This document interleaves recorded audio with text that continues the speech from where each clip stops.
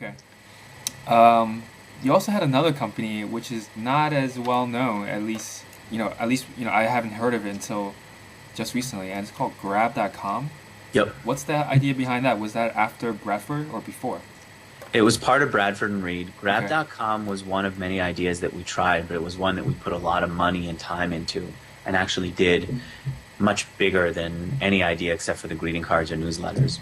What happened was we got to a place where we were making so much money that we didn't want to pay taxes on it.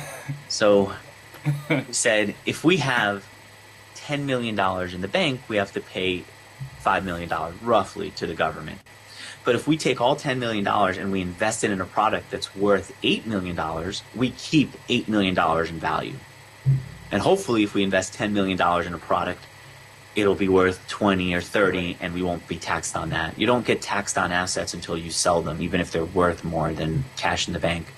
So those weren't obviously the numbers that we invested into business and not the numbers that we came out with, but that's the logic that went behind it. And so we said by the end of the year, 2000, I think it was, I forget, we said we want to spend a bunch of our profits to build this product. And we did. The idea behind Grab.com was an online contest that offered a chance to win $1 billion jackpot. And no one got the $1 billion jackpot. The big winner was Warren Buffett. His company insured the jackpot. And so we kept paying him for the entries that people made. And if somebody won, he was the one who was supposed to pay out. And if you look at a few books about Warren Buffett, he crows about having come out really well at that deal. And he did. But he also took a big risk that no other insurance company was willing to take a shot on. So Grab.com got, I think, 3 million members, within 3 months of launching because it had such a big jackpot, because we spent some money on advertising, and because we got a lot of publicity for it. I remember getting a book this thick from the PR company with all the media mentions that we had because of Grab.com. I remember being on Good Morning America promoting it and the site crashing. Something like 200,000 or 250,000 people joined within a day, within a few hours of me being on there. Wow, that's crazy. One, how did you get Warren Buffett to back you guys? We were at a conference and we used to think that if you offered $1 million jackpot, you actually had to pay $1 million jackpot. And then I walked through this tech conference and I saw a booth of a guy who offered contests. He said, you can do a contest on your site. And I said, what do you mean? He goes, yeah, it works like this in offline media, and a lot of online companies are using us. We insure their jackpots. I said, how does it work? He goes, ever go to a basketball game? And they pick someone out in the audience and they say, if you can make this basket from halfway down the court, you'll get $1 million. I said, yeah, I've heard of something like that. He says, well, the basketball team and the NBA are not the ones who pay the $1 million. We do. They pay us an insurance fee and we back it. And whenever someone wins, we pay it out. I said, that's amazing. So how does it work online? He said, same thing. You create a contest, we figure out the odds of winning, and we price your insurance based on the odds of winning.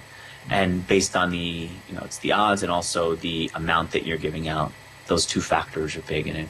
And so that's what it was. That's how we discovered it, and that's how we put it together. It cost millions of dollars to put together, which is why you don't see anyone else. Even though we got a huge audience from it, you don't see anyone else do $1 billion jackpot. I don't think anyone's done it. Okay, so how does except for Coca-Cola. Coca-Cola did.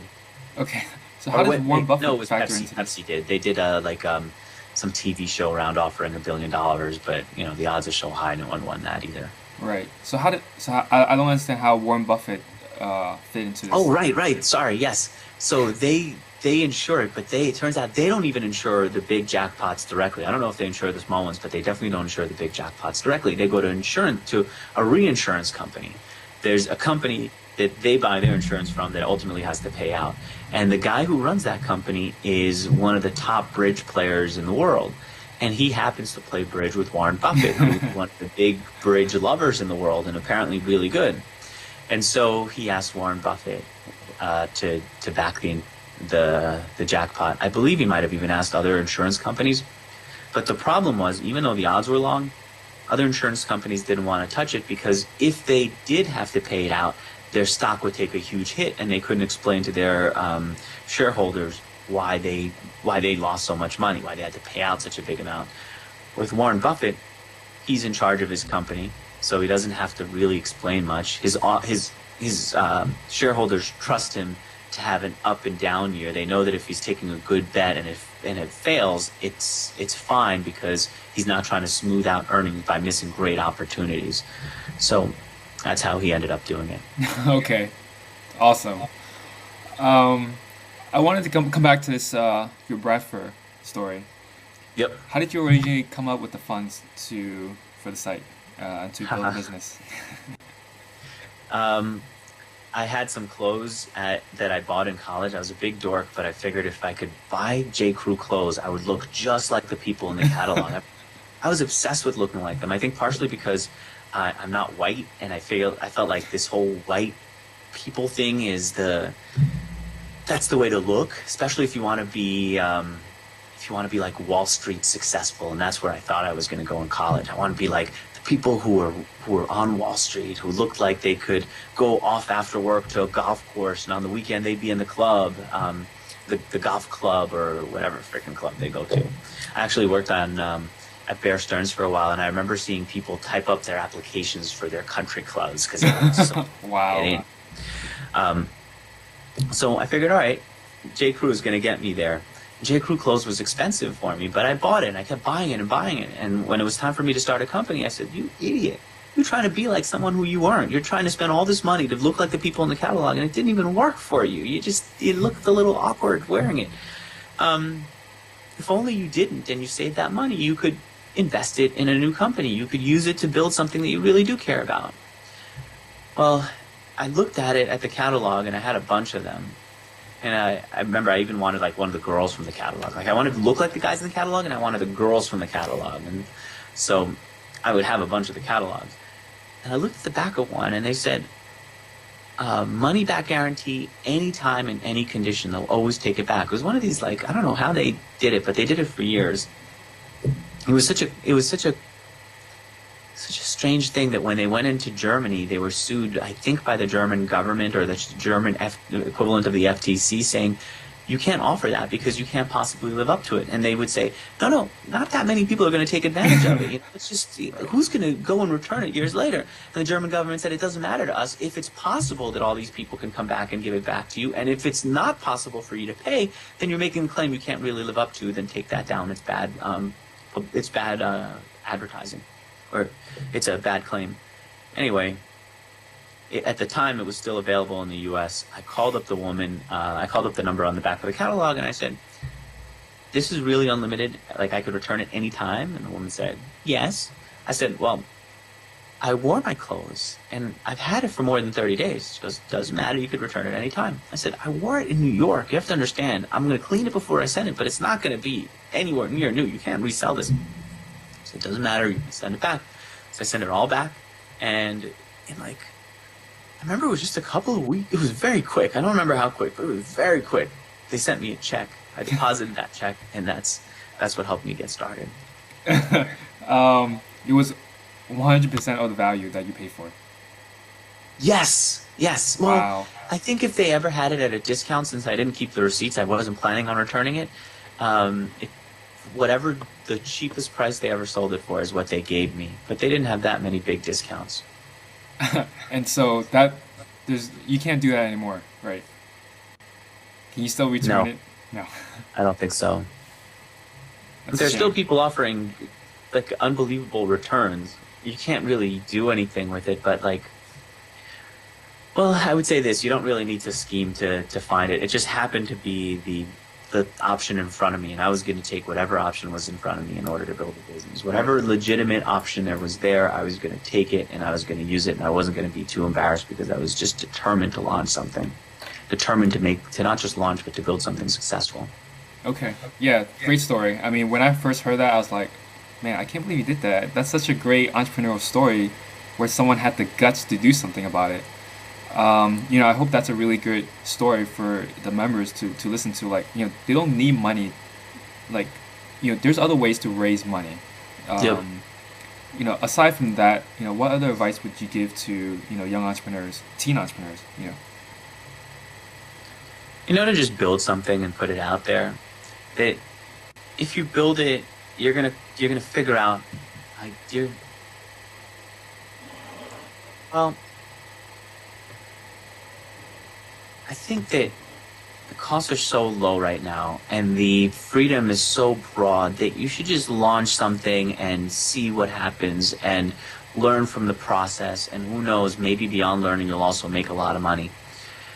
Or maybe you'll build something that has a lot of impact and make no money, but at least you'll add something to the world and you'll learn something from the world and you'll get to, to start leaving your mark on the world. And so I would say just do it right now. I get emails from people all the time who say, I'm thinking of doing this. What do you think? Well, really, what do I think? Just launch something already. So I'll give them some feedback and then they'll go, well, I was thinking about it. It's not really what I want to do. And so I'm thinking maybe something else.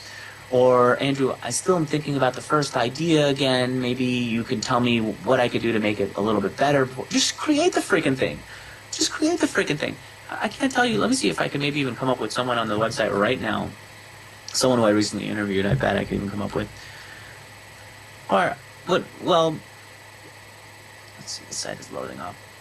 Without coming up with a specific name yet, I would say that whenever I ask people, why is it that advisors kept sticking with you? Why is it that investors eventually invested in you? Why is it that your customers kept coming back? They say things like, well, every time I talk to them, there's an improvement on the product. Every time I talk to them, I know who it was. It was Brian from Nuru. I talked to him. The guy created Nuru, sold it to Fox, and I said, Brian, you kept getting all this great advice from people. Like, Ron Conway had you over to his house. He's the #1 angel investor in the world. He has you over to his house, and he gives you advice, and he listens to your feedback. Why? You don't have any track record at the time, and you're just a young guy with nothing. Why did he listen to you? And he said, because every time these people would see me, I'd have a better product. It was a little bit different, a little bit better, a little bit more thought out than the last time. And they could see that I was doing something with what they showed me. I was doing something with my life. And that has so much more value than just walking to someone and saying, give me more advice, give me more advice. And so I would suggest that. Just build something, get that feedback and build it.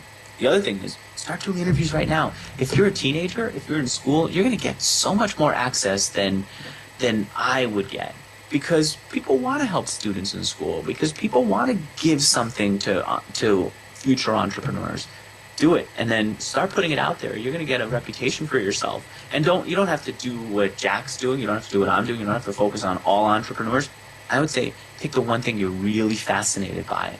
Maybe you're really fascinated by web apps, and do a series of interviews with entrepreneurs who built web apps. Maybe what you're really fascinated by is networking, because you suck at networking, you're a big dork, and you want to know how to get together with people. You do a series of interviews with people who are good networkers, who've written books on networking. You're going to become an unbelievable connector, an unbelievable conversationalist that everyone's going to want to be around. And by putting it online, you're going to learn and you're going to teach others. You're going to build a reputation for yourself, and you're going to network with the best networkers out there. So find that really targeted thing that you're really passionate about. Forget about the audience. Do some interviews on it. Great. Andrew, thanks for this interview and thanks for the great advice. Thanks, Jack. Thank you all for watching, too.